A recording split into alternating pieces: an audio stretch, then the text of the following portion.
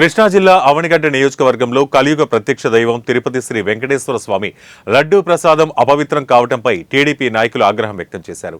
అందుకు కారకులైన వారిని కఠినంగా శిక్షించాలని డిమాండ్ చేస్తూ చల్లపల్లి మండల టీడీపీ ఆధ్వర్యంలో మాజీ ముఖ్యమంత్రి వైఎస్ జగన్మోహన్ రెడ్డి దిష్టిబొమ్మను దగ్ధం చేశారు.